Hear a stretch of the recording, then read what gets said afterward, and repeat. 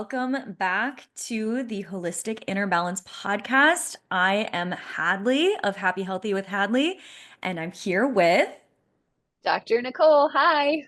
hello. Oh my gosh, you guys, this is my Yeah. favorite interview that we've ever done. And I know she says that for a lot of interviews, but I think that this is literally your favorite. I think it really is. Like you can see me just so lit up. This, Yeah. well, and I cried. I like Yeah. there's a lot here. So So um good. it just yeah, it hits really close to home for me, and I think it's going to for most people. I think there's a lot here.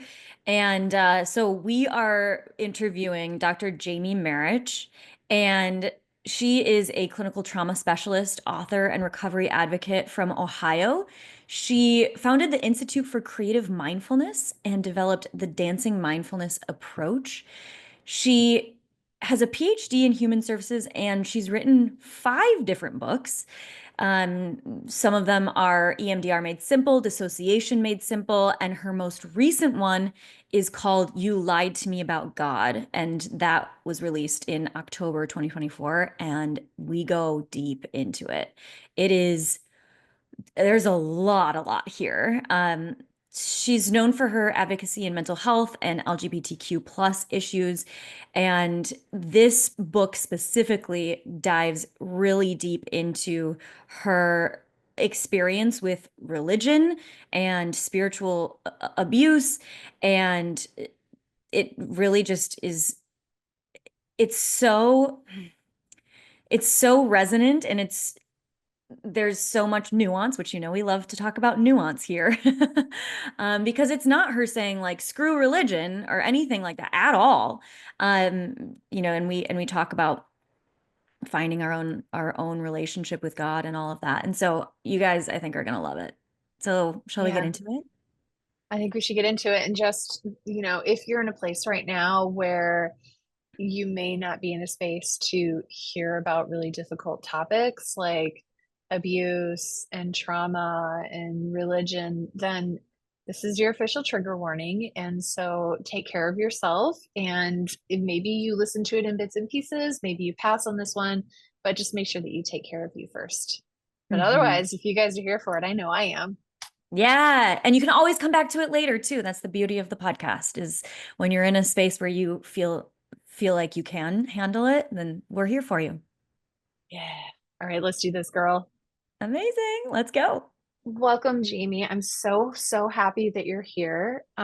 Absolutely love your work. And you just wrote an amazing book called You Lied to Me About God, a memoir. Mm. And you've been in clinical practice, you've been a self healer, you've been doing this work for a minute. And Mhm. this book is, in many ways, one of the most important things I think that you've written, that you were saying that this is your favorite. You love this. Yeah, I having written many books now, they are all special to me in their own way. I often tease that an author's most recent book is their favorite child, metaphorically. Yet this one, even though it is my most recent book, means the most to me of any book that I've written or put out there because it is so purely my personal story. Many of the other books that I've written, and I've done a lot of writing for clinicians, I will say have a memoir-ish quality where I do share about my lived experience. Yet I knew that in writing about spiritual abuse, religious trauma, the dynamics I write about, I had to do it as a memoir. And I think in reading it as a memoir, you can tell that I have some professional training. And it is very personal for us what are on the pages. Mm-hmm. Yeah, yeah.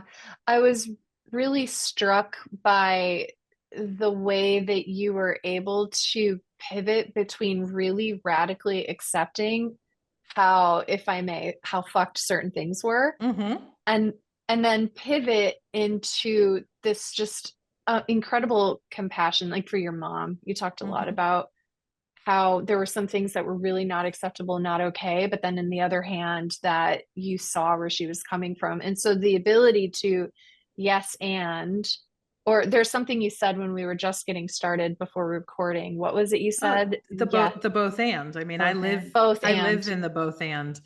And for Mhm. any therapists or healers listening to this, you may recognize that as dialectics. It's the philosophical principle off of which dialectical behavior therapy was created, although it predates it being a therapy. It's this idea of both and, or another simpler way to look at it is two things can be true at the same time. Mm. I can love my family very deeply. I can even appreciate my mother and in many ways my father very deeply, and I can still have forgiveness for them and can still hold them accountable or call out Mhm. a lot of the systemic problems that I think are fueling the types of religious um, trauma that parents like them Mhm. give to their children. So, yes, two things Mhm. can be true at the same time. So can you tell us a little bit more about that as you did the preparation for this book and the writing, what came up for you as like, I have to tell this story? Yeah. Whew.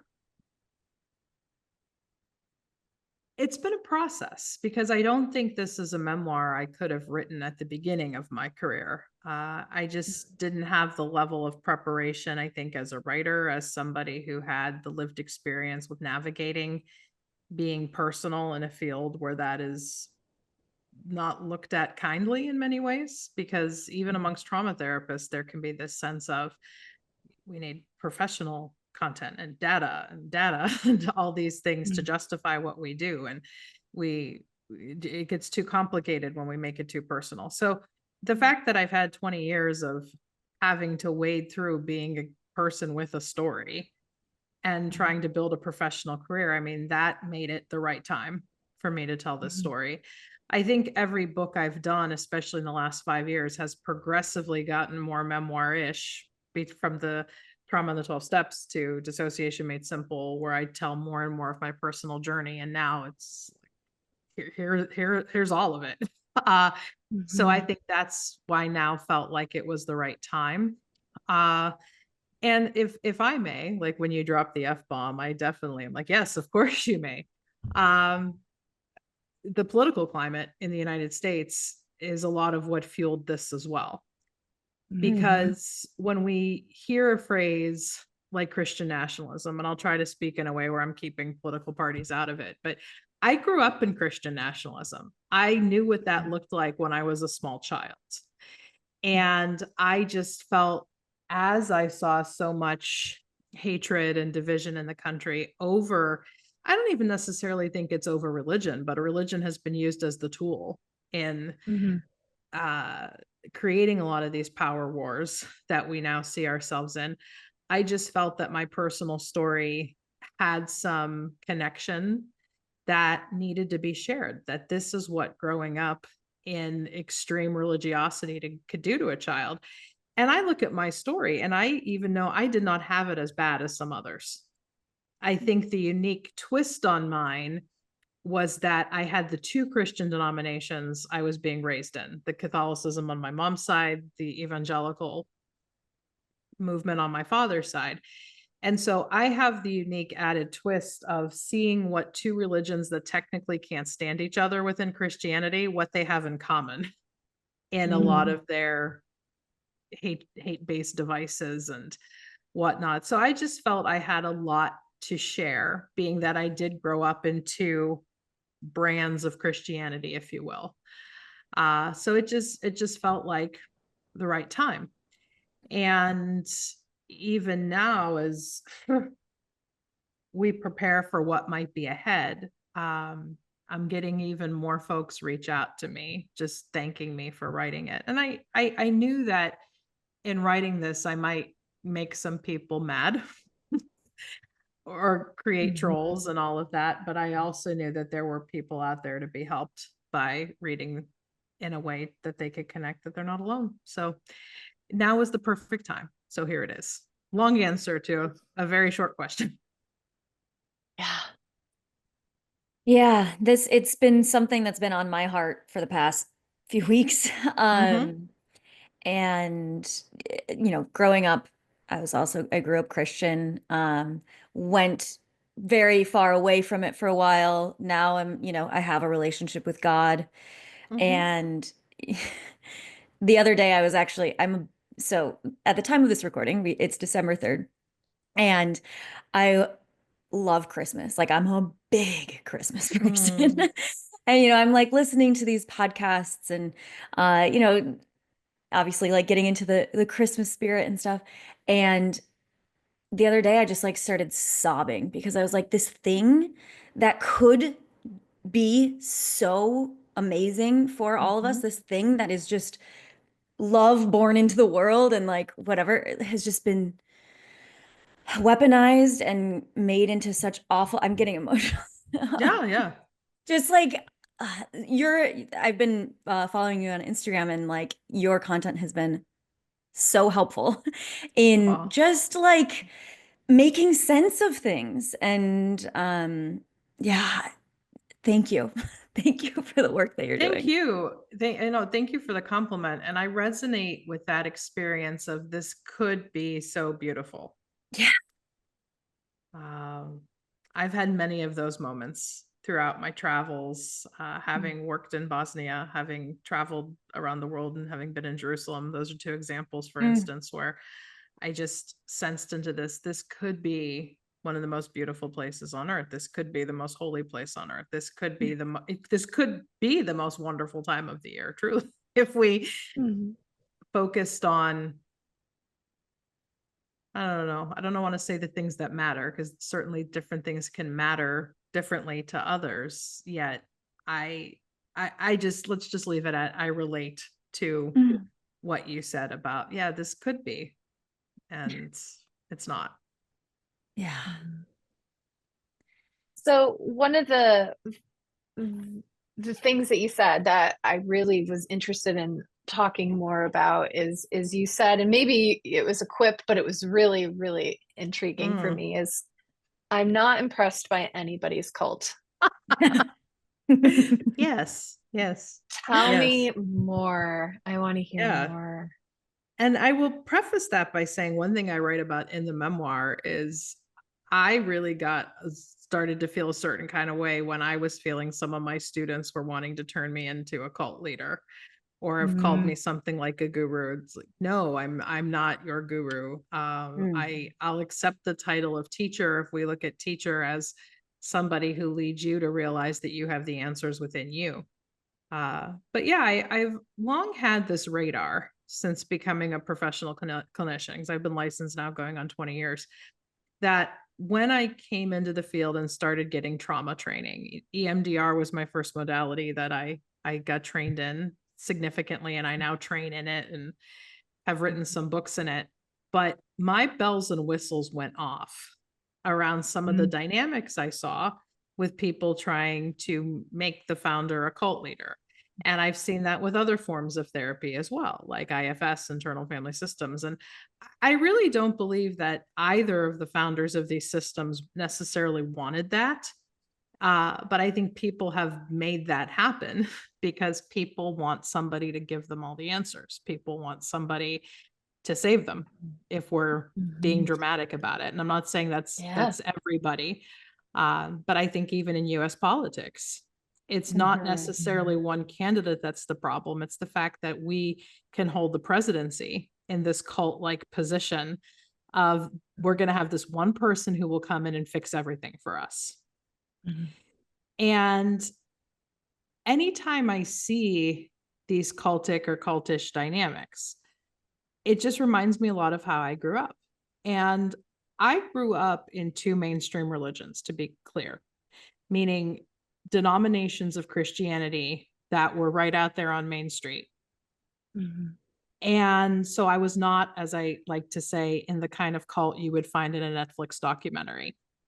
Mhm. Part of what I mean when I say some people had it worse. Yet, when I watch those documentaries about the various cults and cultic systems, I relate to so much. Mhm. And when I first started earnestly looking into spiritual abuse and religious trauma as a construct based on what I experienced growing up in religion, I relate a lot to what people who have gone through perhaps a more traditional cult have experienced. And so I think there's just a lot of things that can become cultic. There can be this devotion around the founder of something, or there can be this obsession with, I know we were chatting about this before the formal interview. Well, if I just do this one practice, then it'll be cleared, it'll be done. And that to me can almost be a bit of a, I don't want to say magical thinking, but promotes this idea that one thing is going to fix it. And I don't think we as people, we're just more multidimensional than that. I resonate with what you're saying there. And I think that, and I'll use the term magical thinking, Okay. has been such a bedrock in my psychology, where I magically think and I don't even realize what I'm doing. And I became more aware of it when working through my fear of flying. All And right. Habs and I Yeah. talked a Read lot about that about in your this. book. Yeah. Yes. Where one of my big trauma responses is I fawn. And so for those who aren't listening, it's if you can appeal to the person or the entity or whatever that's in authority, then that can create safety. And that was trained in me from a very early age, having an authoritarian Marine parent who is very corporal. And then growing up, I grew up in the Missouri Synod Lutheran Church, which is like, oh yes, really, it's like Protestant Catholicism is very rigid and very well put. Yep. Thank you. And so I'm getting on these flights and I'm being incredibly nice to the TSA. And I think I'm a nice person, but this was the reason for it wasn't out of a place of abundance and joy and love and kindness. It was out of if I'm inadvertently unkind to this person, then karma or God or something is going to smite me and that plane is going to fall out of the sky. Yes. And so all of these like little millions of little moments, probably throughout every day of my life, flying or not, were based in this magical thinking of trying to manage what had been installed in my nervous system, the unconscious and later in my consciousness, is that I'm trying to prevent terrible things from happening with magic. And I grown up religious will do that to you. Yeah. That's been my experience with it. I remember as a young flyer in my teens and my early 20s, before I had fully deconstructed, I don't think I ever prayed so obsessively as when I went on a plane. Yeah. And then when the plane doesn't crash, you're like, it worked. Right. Yeah. Right. Oh, yeah. I had that with my health, with food and my body and all of that. It was my magical thinking was if I can just find this one diet, or if I can just find this one workout program, or if I can just find this one thing, that's going to be the thing that makes all of my problems go away. I was like, this is the problem. And of course, it was a symptom of internal challenges, but I was like, this is the problem. And once I figure out the way to the one thing that will solve this problem, then, everything in my life will be better. And I think most people have it to some extent in one area or another. Well, Hadley, think about like when you were a baby and you had gas in your tummy, you're pre-verbal, you have no idea. And then your caretakers are the ones that help you by relieving suffering, giving you gripe water or laying you on your tummy or whatever, feeding you. And then when we get older and we get bronchitis and we go to the person in the white coat and, oh, my body is broken, please, person in authority, please fix it. And so it's like we come in and we have this inherent need to defer to those in authority. And so that program is already there. And then it's like you're talking, Jamie, about these infrastructures that are then put in place Yeah. that are going on with they're going with that. And I just want to add, when I go down this line, I never intend to shame people who are looking for relief, because I know what Yeah. it's like to be that human being that wants relief. And I think there are treatments out there. I think there are approaches we can do that give us a good amount of relief rather quickly.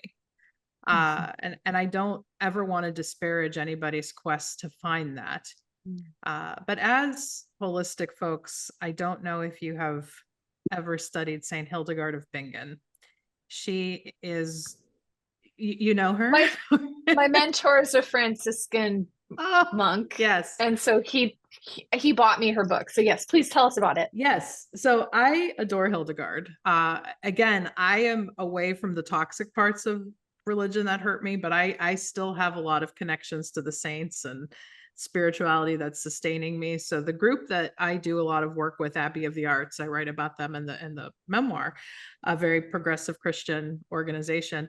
Yeah, we have a big devotion to Hildegard, and I got to go on retreat in Bingen, Germany, where she lived and walked. This was back in 2016, and it was a big healing moment. And she really advocated, or some more modern doctors have kind of picked up on her concept of what's called slow medicine. The Mm. idea that a lot of what ails us can't be fixed rapidly. There are changes that have to be made over time. And one of her famous concepts was something called viriditas, or the greening power of God. And whenever somebody would come to her for healing, she would ask, what is cutting off the greening power in your life? So it could be diet, not getting enough water, not getting enough air, not getting enough. And there's a multitude of factors, the creative spirit being cut off. And so, like, I think a lot of the mental health work I do, yeah, EMDR therapy can give people some relief rather rapidly. But I also practice a lot of what I consider more slow medicine approaches, like expressive arts therapy and some of the more spiritual things I do, where things are not going to happen overnight. It's a process, and that process generally involves looking at things from a variety of angles and realizing that the only one who's going to save me is myself. It could be with the help of divine intervention for sure. I'll save myself, or we'll save each other when we're in Mm. community.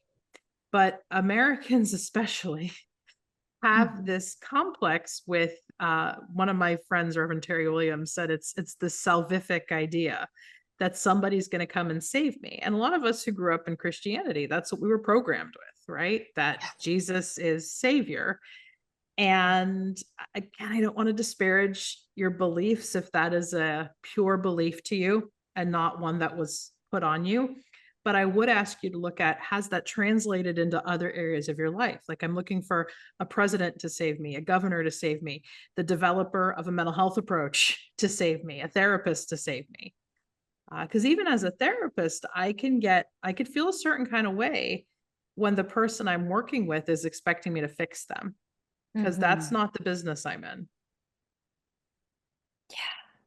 Yeah, and I think with the, looking at Instagram gurus and different leaders Oh, of different yes. of different like modalities, or whether it's Mhm. mental health modalities, or like health Right. things, or personal development things, or whatever it is. And I watch this in myself, and now I know, so I can mitigate it. Mhm. But I have watched myself really put those people on a pedestal. And then what we do is, once those people, do something that we don't like, they start talking about something that maybe triggers us or whatever, Mhm. that pedestal, then we're like, no, Mhm. now I can't take anything of yours. Mhm. And Yep. now I have to find a new guru, or Mhm. a new person. Mhm. Mhm. And how, what a shame that then we don't take the things that did serve us from that person, and we can tend to just like swing the pendulum to the other direction. Very excellently put. And a point that I make in the memoir too is, everybody's my teacher in one way or another. Like you two are my teachers in this moment because we're sitting here having a conversation. And I get worried in any construct I hang out in or any context I hang out in, whether it's yoga, ashram, meditation world, whether it's the psychotherapy world, whether it's the spiritual religious world, when somebody says, Guru so-and-so is my teacher, or Dr. So-and-so is my teacher, Dr. So. I think if we can look at everybody as our teachers,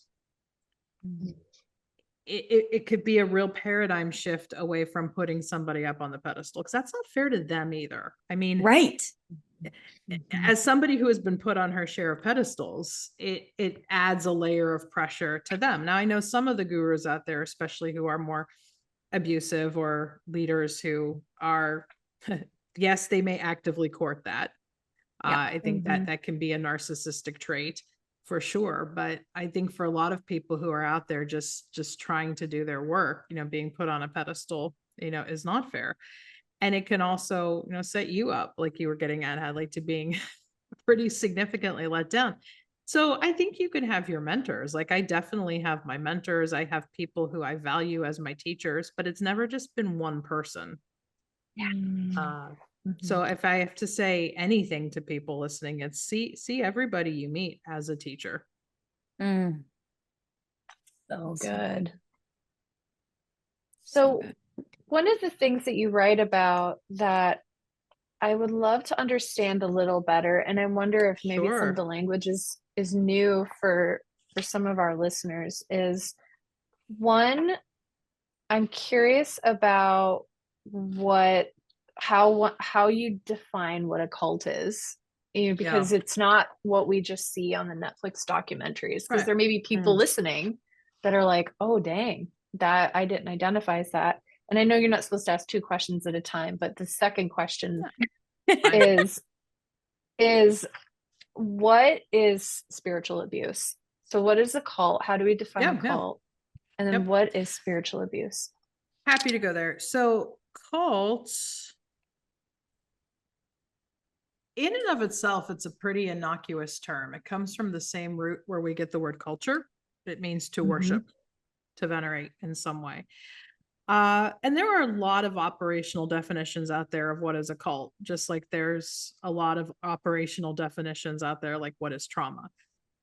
Typically, you tend to have one authoritarian leader, whether they are alive or dead. And it is about them maintaining power and control using a variety of manipulation tactics, etc. If you want the more full definition, go to the International Cultic Studies Association, ICSA. They could be easily searched online. They have a great document on their website, which is essentially 14 characteristics of a cult. And what I like about them is they do not keep a cult watch list. Like these groups are cults. They want you to decide for yourself that, I'm in this group. And like one of the traits is they control every aspect of my life, like who I dress, who I date, etc. And I know that when I looked through the ICSA list myself at the beginning of my journey with this, I had that, but not like to such an extreme degree as you might see on some, but it was still there. There was still this, what pastor says is true, or what the Pope says is true, no matter what. So you can see it maybe on not as obvious levels in a lot of mainstream religion or groups like therapy communities and whatnot. So I would say go to ICSA's website if you want to see the characteristics, because one of the reasons they don't also put out a watch list is one of the first rules of cults is they don't believe they're in the cult. They think everyone else is in the cult. Yes. So for instance, in my father's church growing up, he would say things like, this group's a cult, this group's a cult, this group's a cult, this group's a cult. And then looking at it, I think your group had more cultic traits than any of those other major religions that you mentioned. So pivoting then to your next question, because I think it is related. What is spiritual abuse? What is religious trauma? Because a lot of people who experience spiritual abuse have definitely been through what we'd consider more traditionally a cult. But I remember when I first started inquiring into this 20 some years ago, it was when I was working on my graduate degree that I looked it up for the first time, because I just had this sense that this applied to me, because I had heard about all these other kinds of abuses, and knowing what I went through, I said, there's got to be such a thing as spiritual abuse. Because if there's not, I'm going to write it up. And when I first looked up the term around 2003, 2004, a lot of what it directed me to was the cultic literature. Yet there was a lot that had been written at that point, believe it or not, from former evangelical pastors, or evangelical pastors who were trying to do better in their church contexts, and looking at what is what happens when people get hurt at church or hurt by people of faith. So doing a lot of the kind of early emerging literature around it, the definition that I use of spiritual abuse, I don't pretend this is a radically original definition, but it's kind of the composite I have come to from what is out there. It is whenever God or any spiritual idea is used as a weapon to control, to manipulate, or demean.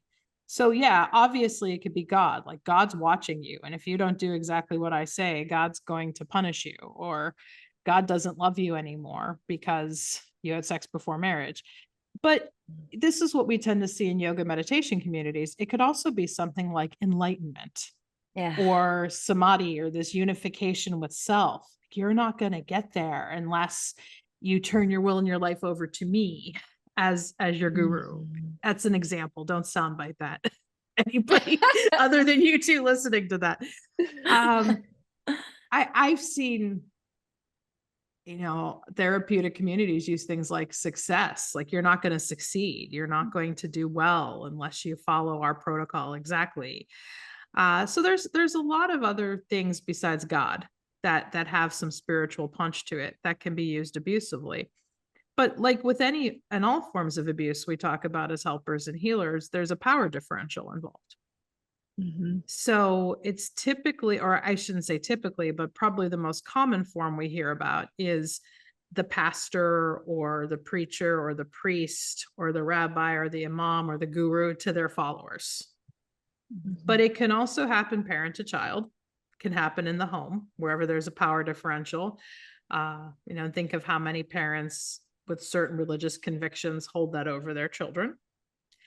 And it can also happen at the level of the state. When we think about more extremely religious countries, those were typically the examples that have been given in the literature before. Think countries like Iran. But if we look at what's happened in America the last 6, 7, 8, 9, 10 years, we see a lot of legislation changing, seemingly based on the religious convictions of people in power. So that can be where it happens at the level of the state. And you write about how that's power and control. I think you said under defining spiritual abuse, this is on page 9, using God, religion, or a spiritual concept to wield power and control over someone. And I think about how that happens with women. Oh, yeah. And I see that a lot in our country. It's like, well,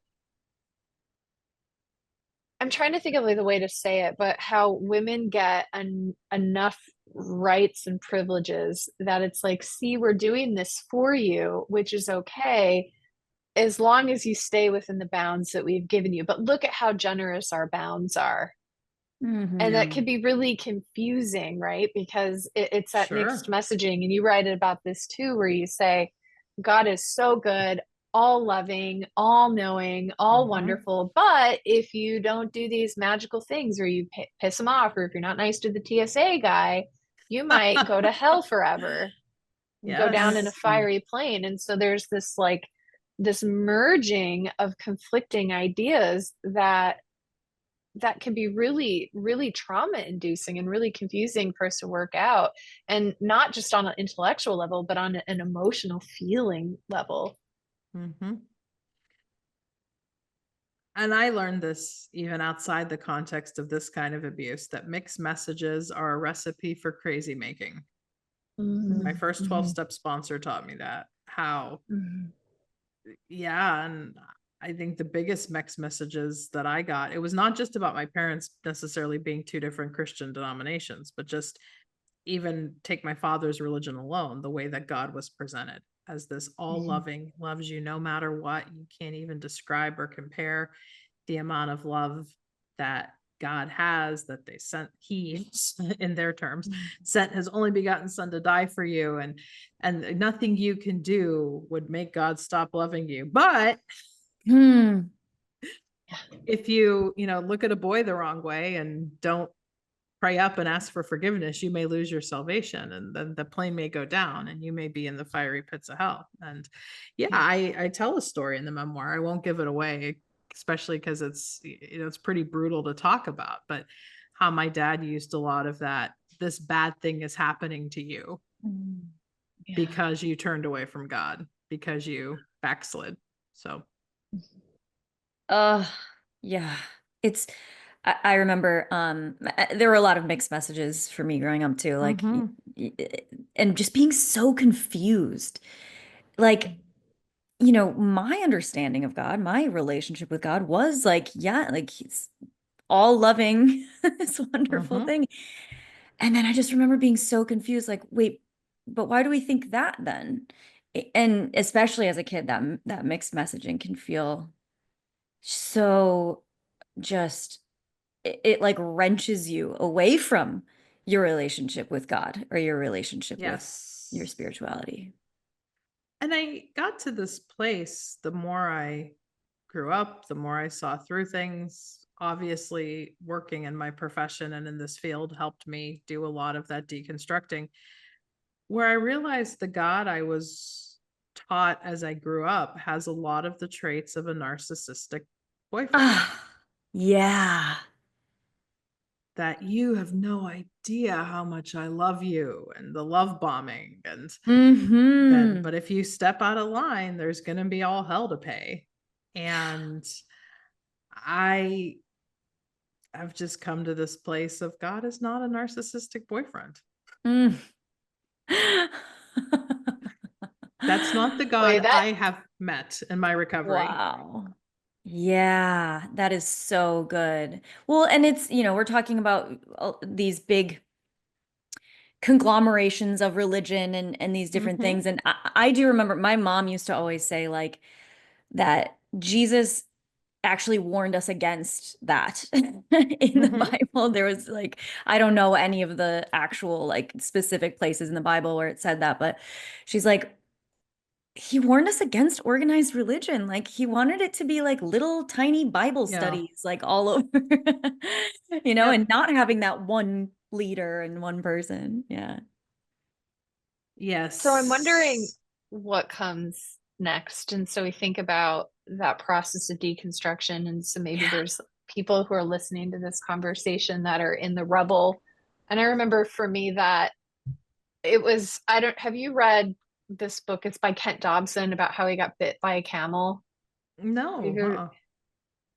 oh man, that was like everything fell down for me. And I found myself the father figure that I had created in my imagination to try to Mm. fulfill the role of my father, because my father Mm. had his stuff, suddenly wasn't, all the domino pieces fell into place for me, and all the doubts that I'd had and all the work of deconstructing that I'd had, it all just sort of fell into the rubble. And Mm. Alexander Shire writes about this of, he's this person and he takes people on this hike on the Camino, which is Oh this yeah. mountain range. Was it like Yeah. Portugal across Spain? Yeah, I Yeah. walked it in the book. It goes mostly across Spain, but yeah, you can start it Oh, in France or I've Portugal. walked part Yeah. of it too. Yes. Yeah. oh my heavens. So there's all this literature for how to prepare for the Camino, literally and Right. metaphorically. And then there's all this guidance and literature for walking the transformation, walking the Mm-hmm. Camino. Mm-hmm. So we have the support for preparing for deconstruction, we have support for deconstruction, but then what happens next when you're And sitting in the rubble Yeah. and you don't fit anymore? uh can we also Yeah. define deconstruction for anyone who doesn't know Yeah. what that is. Yeah. So deconstruction, I mean, it's actually a philosophical concept as well. It's not particularly religious, but it's the notion of picking apart everything you've been taught to believe is true. Mm-hmm. And the rubble is a great metaphor for it, because I think for some people, it's a slow deconstruction, like brick by brick, things just start fitting and not falling into place. And all of a sudden it's like, well, what do I really believe anymore?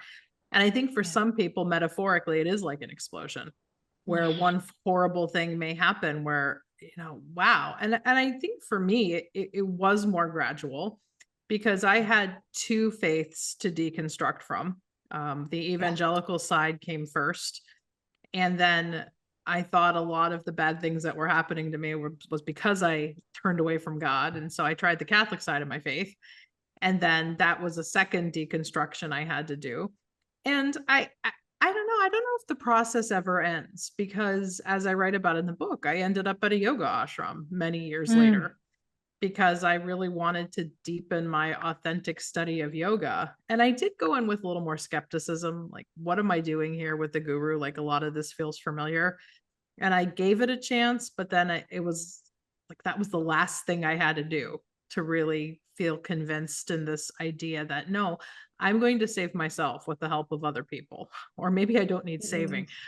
So I think Ooh, yes. the other part of deconstruction is reconstruction, because they're often discussed as complementary constructs in the spiritual and faith world, which is, okay, now what do I build in its place?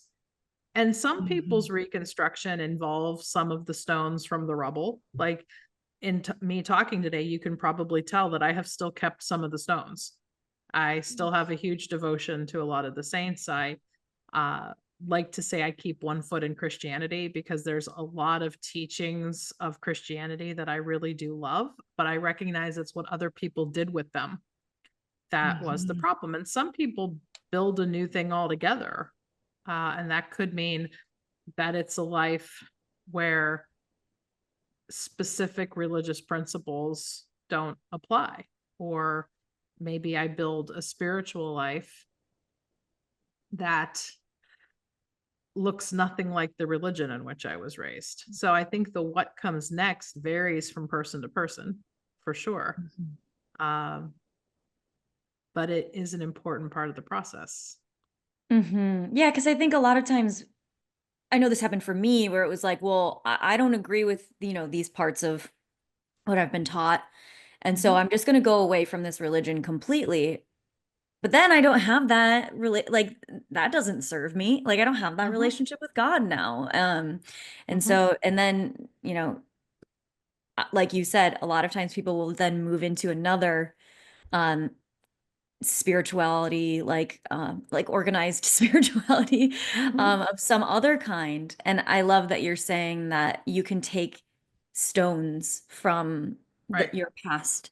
I think that's a really beautiful metaphor. I think that's so important for everyone to be able to just like really internalize that you get to choose the things that really that are there to serve you.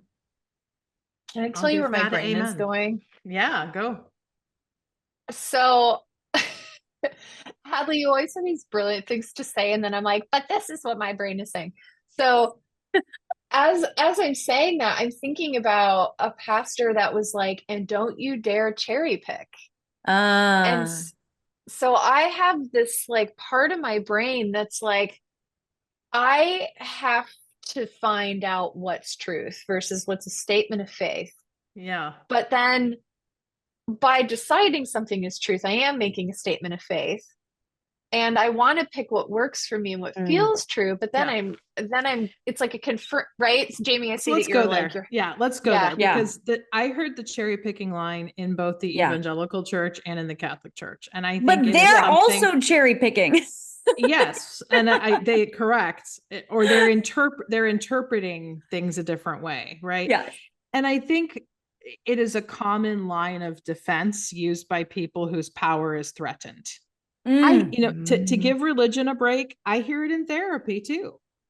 where I have hung out over the years with a lot of EMDR purists who are like, use the protocol exactly as it's written. It's all you're ever going to need. And what I teach is that EMDR plays well with other therapies if you let it. And I think there are some of us who naturally are more integrative, and there are others of us who want more of the pure way.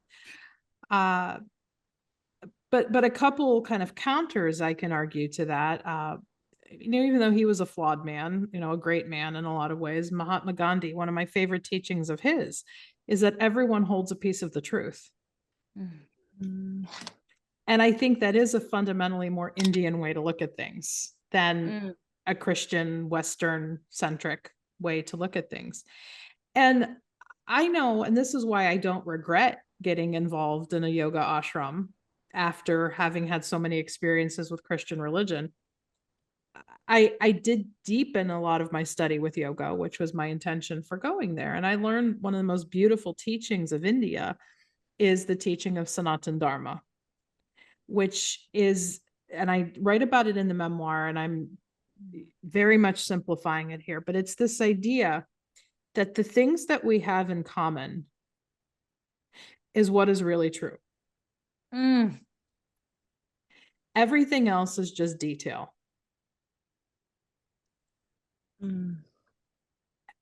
So when I think about what are the things that the great faith traditions have in common, this is quoting another colleague, Reverend Dr. Sherry Palace, it's love and letting go. The idea of love as the base, as the core, that love is my religion, to quote the song, the Marley song, and that letting go and surrender is key, that we don't have all the answers. So for me, that is what's true, and everything else is just detail. So the whole don't cherry pick, to me, that is something delivered by a person whose authority and power is feeling threatened. Because you can also argue that in other spiritual paths, the cherry picking is the mosaic, but what is really true can never change. Thank you. Everyone has a piece of the truth, and the things that we have in common is really the truth, is looking for those commonalities, which you said is love and letting go. Oh, It's so good. And that's what I do with Ayurveda too. Like Ayurveda says, I mean, Ayurveda is a Vedic philosophy and everything. Yes. And so it's like, they have the doshas. So we have the differences between people, but the central point of Ayurveda is actually that we are all more similar than we are different. And so there are things that we can all do for our bodies and our minds and our spirits to that we don't have to differentiate between people. Though we can do little things to tweak things, we're all more alike than we are different. Yeah. Beautiful. This is so good. Yeah. I'm having fun having these conversations. Yeah.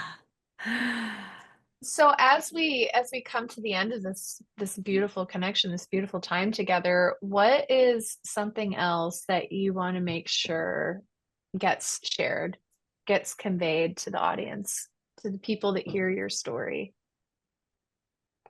It's a beautiful question, and I think we covered so many of the bases here that keep being good to yourself. Keep realizing that your outside helpers are just that. They're helpers. They can be great facilitators. They can be great teachers, to use a word we used during the interview. Yet your own deep healer lives inside of you. You are that healer. You are that healer. I love that. And in DBT, we call that wise mind, right? And then in IFS, we call that self. And in Christianity, what's the Holy Spirit? And so Yep. kind of Buddha nature, you can think of it. I recently did an interview with Dick Schwartz. I'll send it to you because I think you might like it. We were both Yes. interviewed about parts on a podcast. And yeah, the whole idea of capital S self, it's also a very yogic idea, like the one conscious self. I think it can and I guess I'm just saying that word can get a little triggering to some people who have dissociative identities because it's very much like, but we're all selves.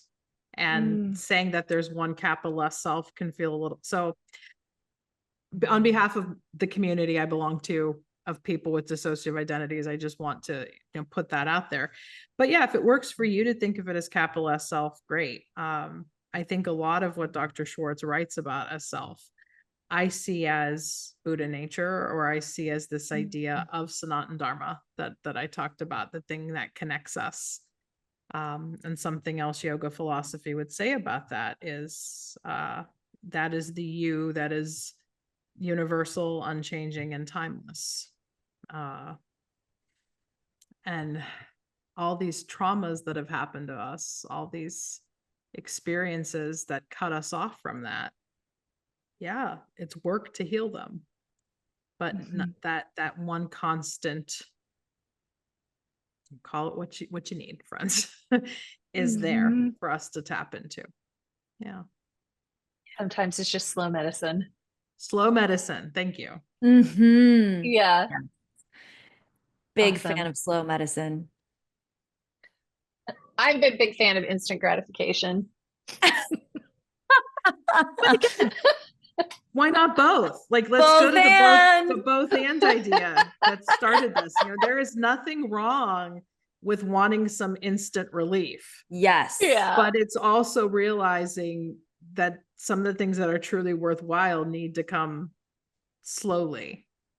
Yeah. Like next day spaghetti. Always better the next day. Yeah. Well put.